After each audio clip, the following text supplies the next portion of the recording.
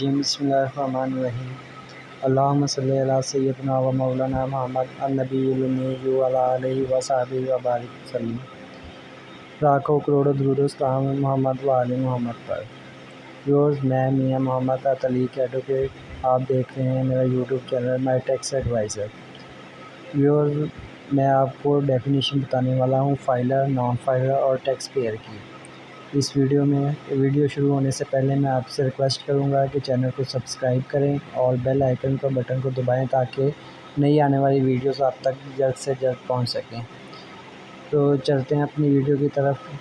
Filer, non filer and tax payer, یہ تین categories ہیں جن کی میں آپ کو ڈیفینیشن بتاؤں گا۔ سب سے پہلے ہے فائلر۔ فائلر وہ پرسن ہوتا ہے جو FBR میں رجسٹرڈ ہوتا ہے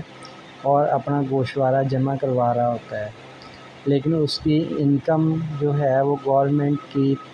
طے شدہ لمٹ کے اندر ہوتی ہے، یعنی کہ اگر وہ سیلری پرسن ہے تو اس کی 6 لاکھ تک انکم ہونی چاہیے،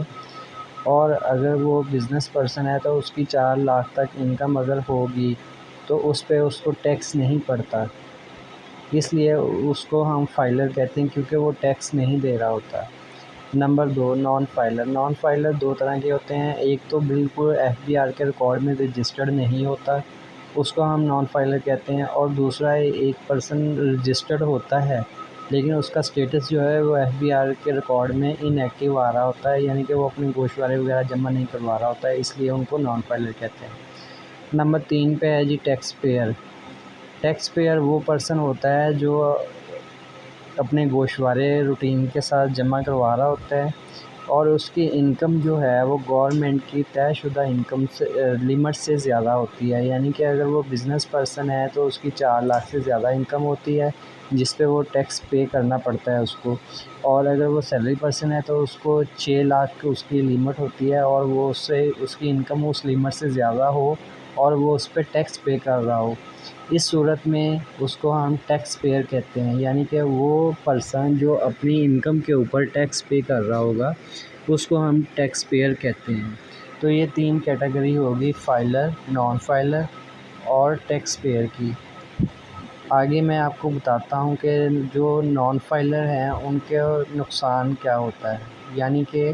اگر وہ ٹیکس وغیرہ کہیں پہ جمع کرواتے ہیں، کوئی ایموویبل پراپرٹی خریدتے ہیں تو ان کو ود ہولڈنگ ٹیکس جمع کروانا پڑتا ہے، اس میں ان کو ایک تو ٹیکس کی شرح بہت زیادہ ہوتی ہے۔ مثال کے طور پر آج کل اگر ہم دیکھیں تو آپ کوئی پراپرٹی خریدتے ہیں تو آپ کو ود ہولڈنگ 7% جمع کروانا پڑتا ہے جو نان فائلر کے لیے ہے، اور وہ 7% آپ جمع کروانے کے بعد آپ کو ریفنڈ بھی نہیں ملتا، یعنی کہ آپ اس کو واپس کلیم نہیں کر سکتے، حالانکہ وہ ایڈجسٹیبل ٹیکس ہوتا ہے، یعنی کہ آپ کی جو ٹیکس ریٹرن ہے اس میں وہ ایڈجسٹ ہو سکتا ہے، اس لیے وہ آپ کے پیسے جو ہیں وہ ایک تو زیادہ آپ پے کر رہے ہیں اور دوسرا وہ آپ کے پیسے ضائع جا رہے ہیں، یہ سب سے بڑا نقصان ہوتا ہے نان فائلر کے لیے۔ آگے اگر وہ کسی انعامی گورنمنٹ کی انعامی اسکیم میں اس کا انعام نکل آتا ہے تو اس پہ بھی وہ جو ٹیکس ڈیڈکشن کی شرح ہے ود ہولڈنگ کی وہ ڈبل ہوتی ہے، یعنی کہ مثال کے طور پر جو FBR پوسٹ کی جو انعامی اسکیم چل رہی ہے اس میں جتنا بھی آپ کا انعام نکلتا ہے، اگر آپ نان فائلر ہیں تو آپ کا 40% ڈیڈکٹ ہوگا، اگر آپ فائلر ہوں گے تو وہ آپ کا 20% ڈیڈکٹ ہوگا۔ اس طرح آپ کو دیکھیں کہ آپ کو کتنی بچت ہو رہی ہے، اور جو 20% آپ کا ڈیڈکٹ ہو رہا ہے وہ بھی آپ اپنے سالانہ گوشوارے میں اس کو ایڈجسٹ کر سکتے ہیں۔ جی اس طرح بالکل جو بینیفٹس ہیں فائلر کے لیے وہ میں آپ کو بتاتا ہوں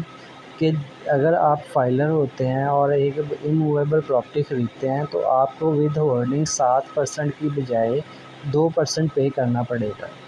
اور 2% جو آپ پے کر رہے ہیں وہ بھی آپ کا ایڈجسٹیبل ہوگا، یعنی آپ اپنے گوشوارے جو سالانہ جمع کرواتے ہیں اس میں ایک تو اس کو ایڈجسٹ کر سکتے ہیں، دوسرا اگر آپ کی انکم جو ہے وہ گورنمنٹ کی طے شدہ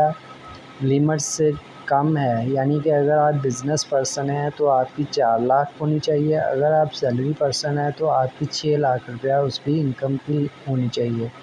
اگر اس کے اندر ہیں آپ تو آپ جو 2% آپ نے ود ہولڈنگ پراپرٹی خریدنے پہ جمع کروایا ہے تو آپ اس کو ریفنڈ کلیم کر سکتے ہیں۔